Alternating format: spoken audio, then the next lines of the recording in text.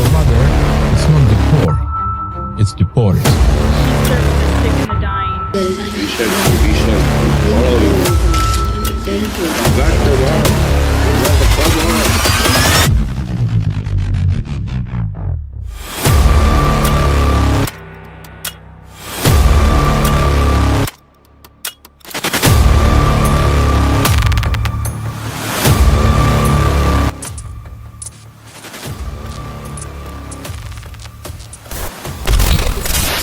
बचपन से हमें हिस्ट्री बुक्स के थ्रू और मीडिया सोर्सेज के थ्रू मदर टेरेसा के सिर्फ पुण्य बताए गए हैं, लेकिन क्या आपको पता है इन पुण्यों के पीछे काफी सारे पाप छुपे हैं।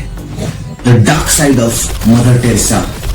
पुण्य पाप कौन है, खास कौन है, सात काले बादल काला बारिश क्या है। Agnes, you guys might not heard this name before, क्योंकि मदर टेरेसा को मदर टेरेसा के नाम से ही संबोधित किया जाता था, है ना, क्योंकि उनकी एक अच्छी जो पिक्चर हमारे सामने रखनी थी। एक्चुअली 1919 में मदर टेरेसा इंडिया आई और इंडिया आने के बाद से ही उन्होंने जो बेसिकली कॉन्वेंट स्कूल था, ठीक है, Teresa public school, saint Teresa public school, जो एक फ्रेंचाइज बन चुकी है आज के डेट में, उसमें पढ़ाना स्टार्ट कर दिया उन्होंने। और इसके साथ साथ ही चैरिटी रिलेटेड कामों में भी घुस गई वो, और उन्होंने the order of missionaries of charity का निर्माण किया उस टाइम पे और उसको आगे कंटिन्यू किया। मिशनरीज ऑफ चैरिटी, यहीं से होता है सारा भांडा फोड़ शुरू।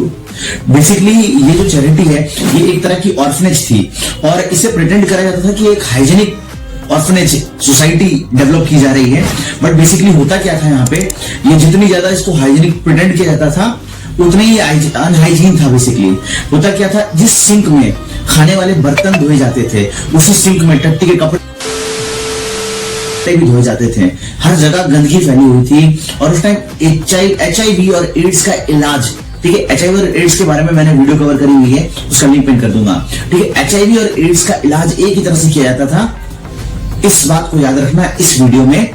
उस टाइम पे पेशेंट को एक ही निडल से, मतलब अलग अलग पेशेंट को एक ही निडल घुसेड़ दिए जाते थे। Needles they used and reused over and over and over, and you would see.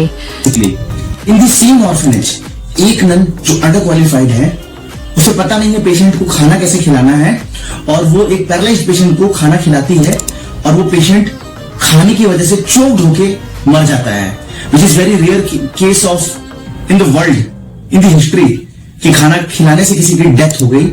और इस तरह के कई हजारों केसेस ऑर्फनेज पे रजिस्टर्ड हुए हैं और टेरेसा के नाम पे भी रजिस्टर्ड हुए हैं।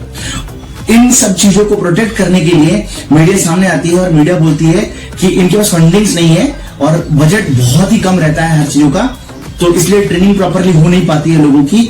दैट्स व्हाई ये सब चीजें जो हैपनिंग हो रही हैं। फालतू का लॉलीपॉप जनता को तो दिया जा रहा था, बट ऑन रिकॉर्ड ये मालूम हुआ था कि 30 मिलियन फंड्स जनरेट किए गए हैं ऑर्फनेज के नाम पे, जो ऑर्फनेज थे बेसिकली उनके नाम पे, और उसका सिर्फ 7% ही इस पे इन्वेस्ट हुआ है बेसिकली। और एक रिपोर्ट तो ये भी कहती है कि जो वेटिकन बैंक है, अगर जो टेरेसा है अपने पूरे फंड्स बैंक से निकाल ले तो जो बैंक है वो रोड पे आ जाएगा, मतलब दिवालिया हो जाएगा। रिपोर्टर मैरी लुडान कहती है कि उस टाइम पे सर्वे के दौरान जब ऑर्फनेज की कंडीशंस उन्होंने देखी तो उन्हें वर्ल्ड वॉर 2 की यादें आ गई, मतलब यादें ताजा हो गई, ये कंडीशन थी, इतने बुरे हाल थे। जो मैरी लुडान है बेसिकली उस टाइम की विख्यात रिपोर्टर थी। क्रिस्टोफर हिचकिंस बेसिकली एक प्रसिद्ध राइटर थे उस टाइम के, वो उस टाइम एक बुक निकालते हैं जिसका नाम होता है इविल्स एंजल, और उसमें जो टेरेसा की सच्चाई है वो खोल के रख देते हैं। वो पूरा उसमें सब कुछ जितनी भी उनकी अच्छाइयां थी उनका ब्रेक डाउन कर देते हैं। लोग जो मीडिया है इस बुक को भी क्रिटिसाइज करती है, और जो टेरेसा सोसाइटी है बेसिकली पूरी, वो भी इनको बहुत क्रिटिसाइज करती है उस टाइम पे। अगर आपको ये बुक पूरी पढ़नी है तो उसका लिंक मैं आप लोगों को डिस्क्रिप्शन में दे दूंगा, आप जाके उसे बाय भी कर सकते हैं और पढ़ भी सकते हैं, और ये किसी भी तरह का स्पॉन्सर्ड वीडियो नहीं है। क्लॉड डुवेलियर बेसिकली एक बहुत बड़े डोनर थे टेरेसा ट्रस्ट के, और उन्होंने ज्यादा कुछ नहीं किया था, बस 30,000 लोगों के मर्डर का चार्ज लगा हुआ था उनके ऊपर। रोनाल्ड रेगन जो प्रेसिडेंट थे अमेरिका के, जो बहुत बड़े सपोर्टर थे मदर टेरेसा और टेरेसा ट्रस्ट के, और इनके ऊपर भी ज्यादा कुछ नहीं, बेसिकली कई सारे नन्स के मास मर्डर का चार्ज लगा हुआ था। और at the same time Charles केटी जो कि एक बहुत बड़ा फ्रॉडस्टर है, जिसके ऊपर अपन फ्यूचर में कवर करेंगे एक वीडियो, वो भी एक बहुत बड़ा डोनर था टेरेसा ट्रस्ट का, जिन्होंने तो एक प्राइवेट जेट ही मदर टेरेसा को गिफ्ट कर दिया था, डोनेट कर दिया था काइंड ऑफ, मतलब अगर उनके शब्दों में बोले तो देखा जाए तो मतलब फंडिंग्स की तो कमी कहीं से नहीं आ रही थी, हर तरह से मतलब एकदम पूरे रिसोर्स इनके बहुत तगड़े हो रखे थे। इतना सारा फंड्स आया, मतलब हर अलग अलग रिसोर्सेज से फंड आया, लेकिन साला गया कहाँ किसी को नहीं पता। ठीक है, चलो इसको जाने देते हैं, हमारा क्या लेना है इससे, है ना। बट क्या है ना कि जो उस टाइम की मीडिया सोर्सेस थी, उस टाइम के जो मीडिया सोर्सेस थे, वो उनकी इमेज को क्लीन करने में लगे हुए थे, उनको बड़ा दिखाने में लगे हुए थे हर तरीके से। बेसिकली मतलब अगर आप देखो तो आज भी जो माइंडसेट क्रिएट करा गया था ना हमारे मतलब कॉमन जो हम लोग आसपास हमारे लोग हैं, सबका माइंडसेट ऐसे बिल्ड है उनके बारे में कि एक अच्छी लेडी की तरह से उनको प्रिटेंड करा गया। ठीक है, देखो इन सब चीजों से ना हम लोगों को फर्क नहीं पड़ता, लेकिन बात यही नहीं रुकी थी।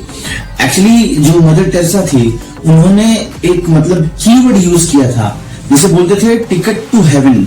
वो करते क्या थे, जो लोग मतलब हॉस्पिटल्स में जो लोग से मतलब हिंदू मुस्लिम्स मतलब अदर कास्ट, ठीक है, जो मरने की कगार पे होता ना, उनके सर पे एक गीला कपड़ा रखते थे कि उनका फीवर कम, या फिर मतलब ये हीलिंग थेरेपी है बेसिकली बोल के।